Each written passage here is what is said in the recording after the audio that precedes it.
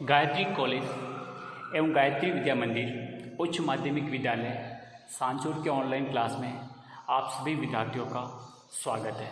नमस्कार प्यारे विद्यार्थियों, हम भारतीय राज्य व्यवस्था के अंतर्गत हमारी संघ सरकार से संबंधित हमारी संसद का एक प्रमुख सदन राज्यसभा के कार्य एवं शक्तियों का अध्ययन कर रहे हैं।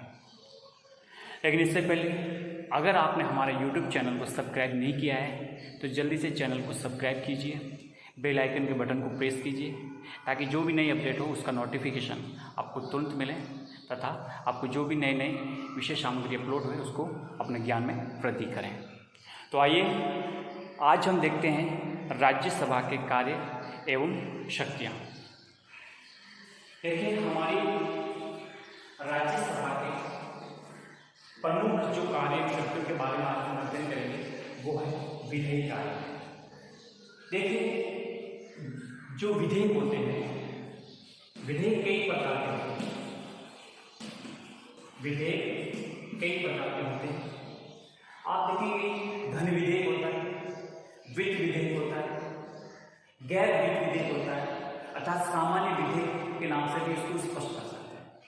तो यहाँ पर हमें समझना है, बात राज्यसभा की कर रहे हैं, हमारा जो उच्च सदन है उसकी क्या क्या कार्य और शक्तियां उसका अध्ययन कर रहे हैं।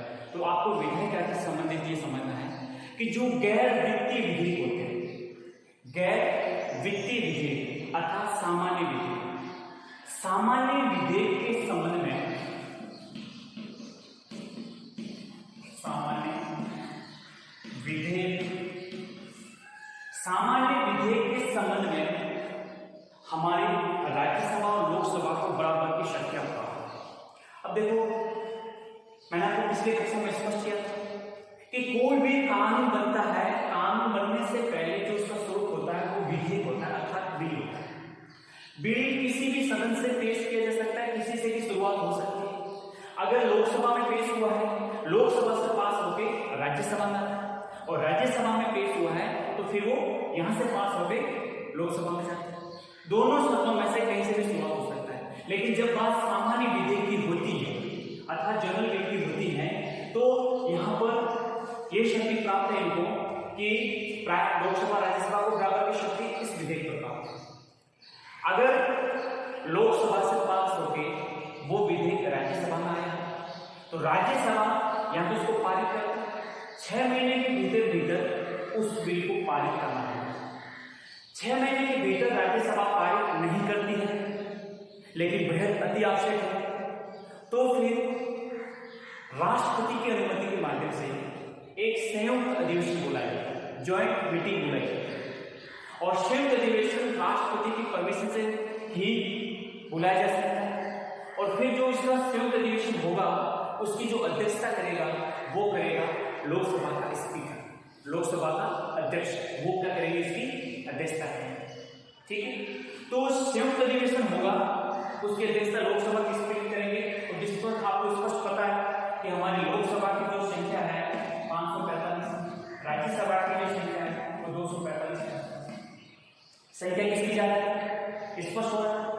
तो जब ये संयुक्त अधिवेशन में तय हो गया कि वो फिर सामान्य विधेयक पास होना ही होना, और सामान्य विधेयक होते हैं वो प्राय साधारण बहुमत से ही पारित होते हैं, साधारण बहुमत से ही पारित होते हैं। इसलिए आपको ये समझना है कि साधारण विधेयक के मामले में अर्थात गैर वित्तीय विधेयक के मामले में हमारी राज्यसभा और लोकसभा को बराबर की शक्तियां प्राप्त है, बराबर की शक्तियां प्राप्त है। जिस प्रकार से लोकसभा से बिल पारित हुआ है उसी प्रकार से राज्यसभा से पारित हुआ है।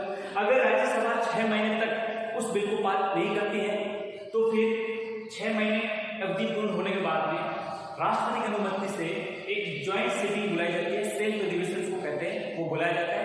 उसकी अध्यक्षता लोकसभा के जो स्पीकर होते हैं वो करते हैं और उसमें फिर संख्या ज्यादा के अनुसार 500 पारित हो जाता है, वो बिल कंप्लीट हो जाता है।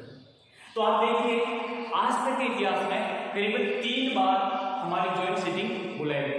सबसे पहले हम देखते हैं 1961 में दहेज निषेध विधेयक, दहेज निषेध विधेयक। फिर 1978 में भी बुलाया गया, फिर 2002 में। 1978 में जो बुलाया था वो बैंकिंग सेवा से संबंधित था और 2002 में जो ज्वाइंट सेटिंग बुलाई थी वो प्रिवेंशन ऑफ टेररिज्म एक्ट पर बुलाई गई थी।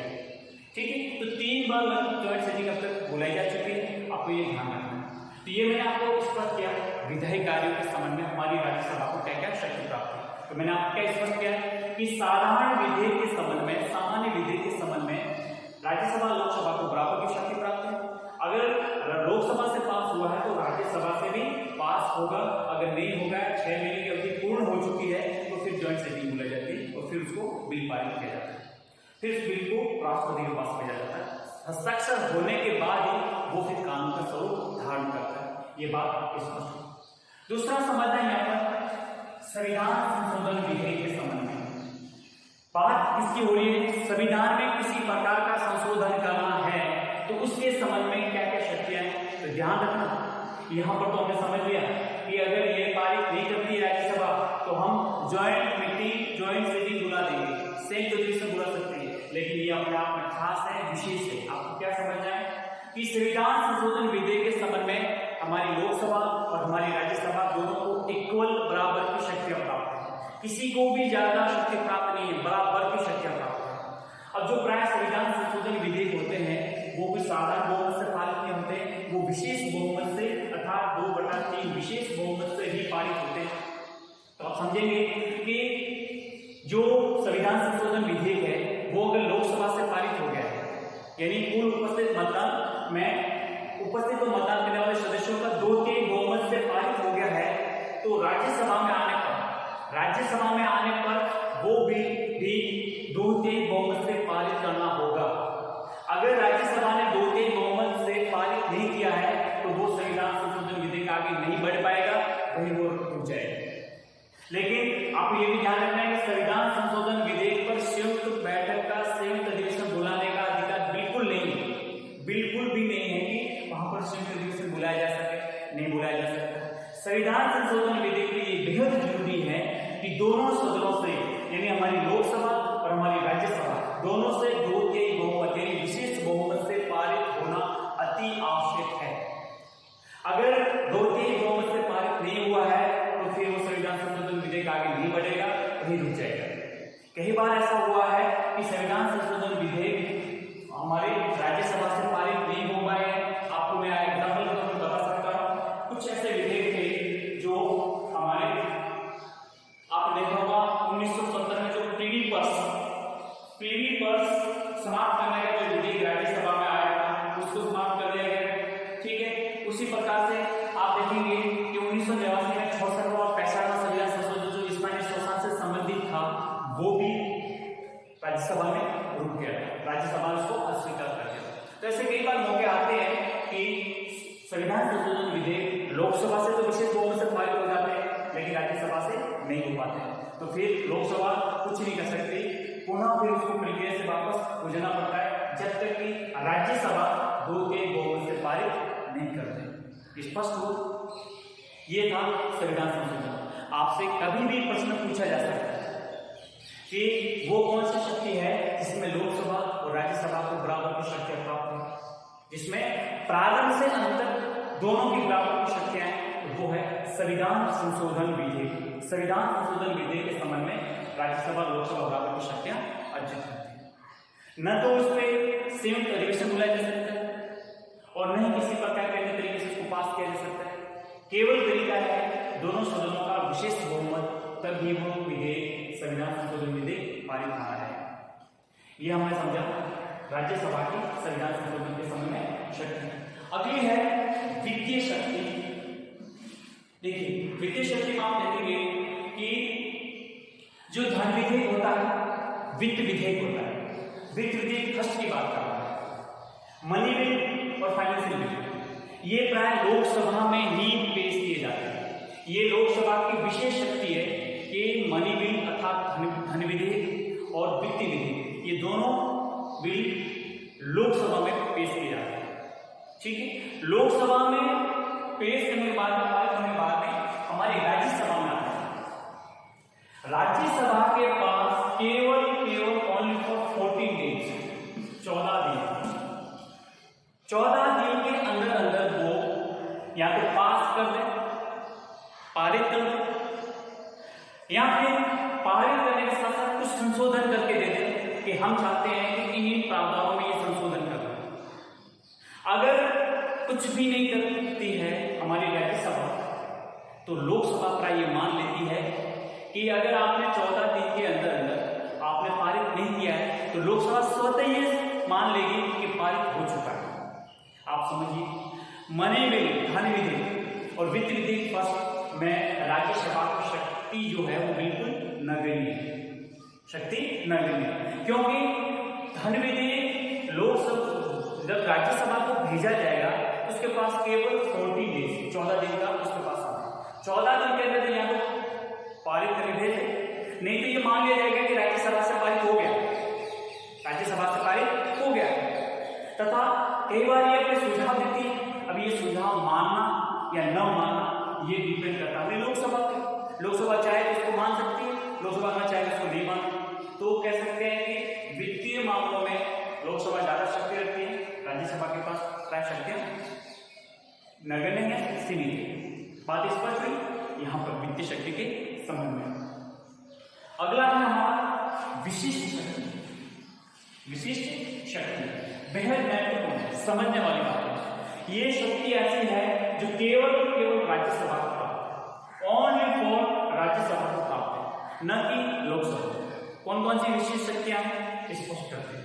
2 शक्तियां हैं, आर्टिकल 249 और आर्टिकल 312। पहले समझते हैं आर्टिकल 249। देखिए, हमारे संविधान के अनुच्छेद 249 में राज्यसभा को अधिकार है। आर्टिकल 249 के तहत हमारी राज्यसभा को अधिकार है कि कुल उपस्थित संख्या तथा मतदान को उपस्थित करने वाले मतदान जो संख्या है उसके 2/3 बहुमत यानी विशेष बहुमत से पारित करके राज्य सूची में लिखा हुआ कोई विषय उस पर कानून बनाने का अधिकार संसद को दे सकते हैं या उस पर कानून का निर्माण कर सकते हैं। यह है हमारे आर्टिकल 249। अर्थात एक बात मैं समझ करता हूं कि राज्य सूची में कोई लिखा गया विषय जो राज्य सूची में तो उस पर कानून बनाने की शक्ति केवल राज्य को प्राप्त है। लेकिन कोई विषय राष्ट्रीय महत्व का हो गया है, नेशनल लेवल पे नेशनल इंटरेस्ट का हो गया है कोई विषय उसमें जो लिखा हुआ राज्य सूची में, तो फिर 2/3 विशेष बहुमत से वो विषय अन्यथा जो राज्य सूची में लिखित विषय है उस पर हमारी संसद कानून बना सकती है, संसद कानून बना सकती है। ये राज्यसभा को ही शक्ति प्राप्त है। आर्टिकल 249 ध्यान रखना, पूरा एक बार रिपीट करना कि हमारी राज्यसभा की विशेष शक्ति प्राप्त है कि आर्टिकल 249 के तहत राज्य सूची में लिखा गया कोई विषय वो राष्ट्रीय महत्व का घोषित हो गया है तो 2/3 बहुमत से अर्थात विशेष बहुमत से उस विषय पर वो कानून का निर्माण करने का अधिकार संसद को दे सकते हैं या संसद कर सकते हैं। ये आर्टिकल 249 है। एक दूसरी भी शक्ति है वो 312 में राज्यसभा की शक्ति है। राज्यसभा की शक्ति है किसी नई अखिल भारतीय सेवा का निर्माण करना। आप देखते IAS, IPS, IFS ये हमारे अखिल भारतीय सेवा है। उसी प्रकार से कोई नई अखिल भारतीय सेवा का निर्माण करना है तो वो केवल राज्यसभा ही कर सकती है। तो राज्यसभा यहाँ पर भी 2/3 बहुमत अर्थात विशेष बहुमत के द्वारा किसी नई अखिल भारतीय सेवा का निर्माण करने की शक्ति संसद को दे सकते हैं। आर्टिकल 312 के तहत 312 के तहत नई अखिल भारतीय सेवा का सृजन करना है, निर्माण करना है तो राज्यसभा 312 के तहत वो कर सकते हैं। तो आपको मैंने स्पष्ट किया कि हमारी राज्यसभा की जो विशिष्ट शक्तियां हैं अनुच्छेद 249 अर्थात राज्य सूची में लिखित विषय को राष्ट्रीय महत्व का होने पर उस पर कानून बनाने की संसद की शक्ति 249 के तहत है तथा किसी नई अखिल भारतीय सेवा का निर्माण करना है तो ये राज्यसभा के द्वारा इस आर्टिकल के तहत वो किसी नई अखिल भारतीय सेवा का निर्माण करने का अधिकार हमारी संसद को प्रदान करता है। ये हमारे राज्यसभा उच्च सदन की विशेष शक्तियां हैं 249 और 312। स्पष्ट हुआ? आपको स्पष्ट तौर पर समझ आएगा। अब अगली बात करें अन्य कार्य। अन्य कार्य में आप समझ सकते हो, सिंपल सी बात है कि हमारे राज्यसभा के जो सदस्य होते हैं वो राष्ट्रपति के चुनाव में भाग लेते नहीं लेते। स्पष्ट कि हमारे संसद के दोनों सदनों के निर्वाचित सदस्य, तो हमारे राज्यसभा के जो निर्वाचित सदस्य हैं वो राष्ट्रपति के चुनाव में भाग लेते हैं। यही नहीं, उपराष्ट्रपति के चुनाव में भी भाग लेते हैं, उपराष्ट्रपति के चुनाव में भी भाग लेते हैं। राष्ट्रपति पर जब महाभियोग की प्रक्रिया लागू हो, महाभियोग की प्रक्रिया द्वारा राष्ट्रपति को हटाना हो, तो उस समय भी हमारे राज्यसभा के निर्वाचित सदस्य जो मतलब राज्यसभा के कुल सदस्य हैं उस महाभियोग प्रक्रिया में अपना योगदान करते हैं। दूसरा ये भी समझ सकते हैं कि देश में आपातकाल लागू है, देश में आपातकाल लागू है, लेकिन आपातकाल लागू होने के दौरान हमारी लोकसभा विघटित हो चुकी है और आपातकाल का समय बढ़ाना हो तो हमारी राज्यसभा उस समय को आगे 6 महीने के लिए बढ़ा सकती है, जब तक कि नई लोकसभा का गठन न हो तब तक। तो ये भी इसको विशेष शक्ति के तौर पर मतलब अन्य कार्य के तौर पर समझ सकते हैं। तो आज हमने देखे हमारी राज्यसभा के क्या क्या महत्वपूर्ण कार्य हैं। एक बार मैं रिपीट करता हूँ, मैंने आपको यहाँ पे स्पष्ट किया राज्यसभा के विधायी कार्यों के संबंध में जो हमारे साधारण विधेयक होते हैं अर्थात जो गैर वित्तीय विधेयक के संबंध में लोकसभा और राज्यसभा समान शक्ति रखते हैं। ऐसे विधेयक किसी भी सदन में शुरू किए जा सकते हैं। दोनों सदनों से पारित होने के बाद राष्ट्रपति के पास हस्ताक्षर के लिए जाता है, उसके बाद वे कानून बनते हैं। ठीक है, दोनों सदनों में किसी विधेयक के संबंध में मतभेद उत्पन्न होते हैं तो राष्ट्रपति के द्वारा दोनों सदनों की संयुक्त बैठक बुलाई जाती है। विधेयक एक सदन द्वारा स्वीकार किए जाने के बाद यदि 6 महीने की अवधि के अंदर दूसरे सदन द्वारा उसे स्वीकार नहीं किया जाता तो संयुक्त अधिवेशन बुलाया जाता है और संयुक्त बैठक की अध्यक्षता कौन करता है? मैंने आपको पहले बताया, लोकसभा का अध्यक्ष अर्थात लोकसभा के स्पीकर द्वारा की जाती है। उसके बाद में संविधान संशोधन विधेयक के संबंध में बराबर की शक्तियां हैं दोनों सदनों को। संविधान संशोधन के लिए जरूरी है कि संबंधित विधेयक दोनों सदनों के द्वारा अलग अलग कुल सदस्य संख्या के बहुमत तथा उपस्थित व मतदान करने वाले सदस्यों की 2/3 बहुमत से पारित किया जाए तथा इस पर संयुक्त बैठक का प्रावधान नहीं है, ये हमने देखा। फिर वित्तीय विधेयक मतलब जो वित्तीय शक्तियाँ हैं, तो वित्तीय शक्तियों में देखा हमने धन विधेयक या वित्त विधेयक फर्स्ट पहले लोकसभा में प्रस्तावित किए जाते हैं। लोकसभा द्वारा स्वीकृत होने पर वित्त विधेयक राज्यसभा में भेजे जाएंगे जिसके द्वारा अधिक से अधिक 14 दिन तक विचार करके अपनी राय लोकसभा को भेजते हैं। उसकी राय मानना या न मानना लोकसभा की इच्छा पर निर्भर करता है। और महत्वपूर्ण जो शक्तियां हैं वो विशिष्ट शक्ति जो हमने देखा, एक है 249 राज्यसभा का अधिकार है कि वे उपस्थित मतदान करने वाले 2/3 सदस्यों के बहुमत से राज्य सूची में शामिल किसी विषय को राष्ट्रीय महत्व का घोषित कर सकती है और ऐसा किए जाने पर संसद को राज्य सूची के उस विषय पर कानून बनाने का अधिकार मिल जाता है। फिर अनुच्छेद 312 में क्या देखा हमने? 312 में ये समझा कि राज्यसभा को ये शक्ति है कि वे उपस्थित मतदान करने वाले 2/3 सदस्यों के द्वारा समर्थन से कोई नई अखिल भारतीय सेवा या सेवाओं स्थापित करने का अधिकार संसद को दे सकती है। ये तो हमारे इनके महत्वपूर्ण कार्य देखे। कुछ अन्य कार्यों में मैंने आपको स्पष्ट किया था कि राज्यसभा के निर्वाचित सदस्य राष्ट्रपति के चुनाव में भाग लेते हैं, राज्यसभा के सदस्य लोकसभा के सदस्यों में उपराष्ट्रपति के चुनाव करते हैं, फिर महाभियोग की प्रक्रिया में सक्रिय भागीदारी निभाते हैं और यदि 1 महीने से अधिक अवधि तक आपातकाल को लागू रखा जाना हो तो इस संबंधित प्रस्ताव का अनुमोदन लोकसभा राज्यसभा दोनों का होना जरूरी है। पर यदि उस समय लोकसभा विघटित है, लोकसभा भंग है, तो केवल राज्यसभा का अनुमोदन कराया जाना भी जरूरी होता है। तो ये हमने समझे हमारी राज्यसभा की क्या क्या महत्वपूर्ण कार्य हैं, शक्तियाँ हैं और कौन कौन सी ऐसी शक्तियाँ हैं जो हमारे केवल राज्यसभा को प्राप्त है अर्थात उन राज्यसभा की विशिष्ट शक्तियाँ और उनके संपूर्ण कार्य शक्तियों के रूप में स्पष्ट किया।